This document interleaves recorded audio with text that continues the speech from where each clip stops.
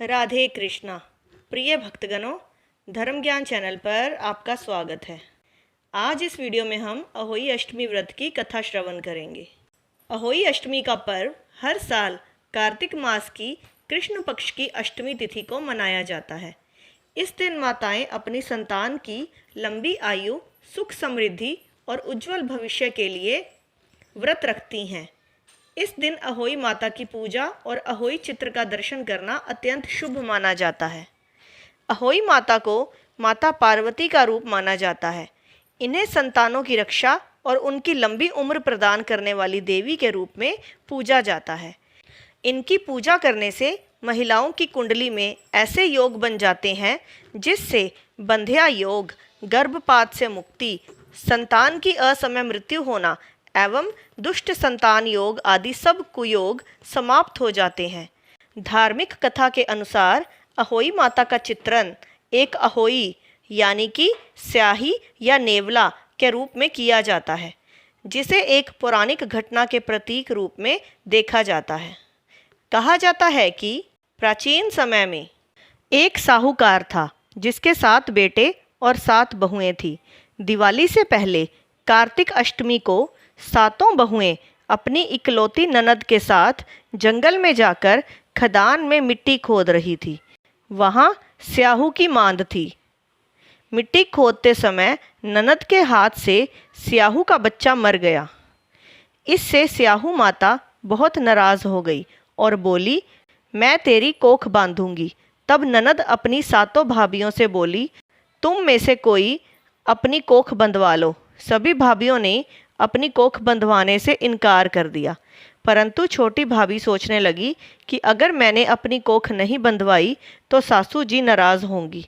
यह सोचकर ननद के बदले में छोटी भाभी ने अपनी कोख बंधवा ली। अब इसके बाद उसको जो बच्चा होता वह 7 दिन का होकर मर जाता। एक दिन पंडित को बुलाकर पूछा, मेरी संतान 7वें दिन क्यों मर जाती है? तब पंडित ने कहा, तुम सुरहई गाय की सेवा करो। सुरहई गाय स्याहू माता की भाईली है, वह तेरी कोख खुलवा देगी, तब तेरा बच्चा जिएगा। अब वह बहुत जल्दी उठकर चुपचाप सुरहई गाय के नीचे साफ सफाई कर आती। सुरहई गाय ने सोचा, रोज उठकर कौन मेरी सेवा कर रहा है, सो आज देखूंगी। गऊ माता खूब सवेरे उठी, देखती है कि साहूकार के बेटे की बहू उसके नीचे साफ सफाई कर रही है।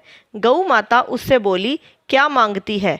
साहूकार की बहू बोली, स्याहू माता तुम्हारी भाईली है और उसने मेरी कोख बांध रखी है, सो मेरी कोख खुलवा दो। गऊ माता ने कहा, अच्छा ठीक है। अब तो गऊ माता समुद्र पार साहूकार की बहू को अपनी भाईली के पास लेकर चल पड़ी। रास्ते में कड़ी धूप थी, सो वह दोनों एक पेड़ के नीचे बैठ गई। थोड़ी देर में एक सांप आया। उसी पेड़ पर गरुड़ पंखनी का एक बच्चा था। सांप उसको डसने लगा। तब साहूकार की बहू ने सांप मारकर ढाल के नीचे दबा दिया और बच्चे को बचा लिया। थोड़ी देर में गरुड़ पंखनी आई तो यहाँ खून देखकर साहूकार की बहू को चोंच मारने लगी। तब साहूकार की बहू बोली, मैंने तेरे बच्चे को नहीं मारा, बल्कि सांप तेरे बच्चे के करीब आया था। मैंने तो उससे तेरे बच्चे की रक्षा की है। यह सुनकर गरुड़ पंखनी बोली, मांग, तू क्या मांगती है? वह बोली, 7 समुद्र पार स्याहू माता रहती है, हमें तू उसके पास पहुंचा दे। तब गरुड़ पंखनी ने दोनों को अपनी पीठ पर बैठाकर स्याहू माता के पास पहुंचा दिया। स्याहू माता उनको देखकर बोली, आ बहन, बहुत दिनों में आई है। फिर कहने लगी, बहन, मेरे सिर में जुएं पड़ गई हैं। तब सुरही के कहने पर साहूकार की बहू ने उसकी सारी जुएं निकाल दी। इस पर स्याहू माता प्रसन्न होकर बोली, तूने मेरे सिर में बहुत सलाई घेरी है, इसलिए तेरे 7 बेटे और 7 बहू होंगी। वह बोली, मेरे तो एक भी बेटा नहीं, 7 बेटे कहाँ से होंगे? स्याहू माता बोली, वचन दिया है। तब साहूकार की बहू बोली, मेरी कोख तो तुम्हारे पास बंद पड़ी है। यह सुन स्याहू माता बोली, तूने मुझे ठग लिया। जा, तेरे घर पर तुझे 7 बहुएं मिलेंगी। तू जाकर उजमन करो, 7 अहोई बनाकर 7 कढ़ाई करो। वह लौटकर घर आई तो वहाँ देखा कि 7 बेटे 7 बहू बैठे हैं। वह खुश हो गई। उसने 7 अहोई बनाई, 7 उजमन किए और 7 कढ़ाई करी। शाम के समय जेठानियाँ आपस में कहने लगी कि जल्दी जल्दी पूजा कर लो, कहीं छोटी बच्चों को याद करके न रोने लगे। थोड़ी देर में उन्होंने अपने बच्चों से कहा, अपनी चाची के घर जाकर देख आओ कि आज वह अभी तक रोई क्यों नहीं। बच्चों ने आकर कहा, चाची तो कुछ मांड रही है, खूब उजमन हो रहा है। यह सुनते ही जेठानियाँ दौड़ी दौड़ी वहाँ आई और आकर कहने लगी कि तूने कोख कैसे खुलवाई। वह बोली, तुमने तो कोख बंधवाई नहीं थी, सो मैंने कोख बंधवा ली थी। अब स्याहू माता ने कृपा करके मेरी कोख खोल दी है।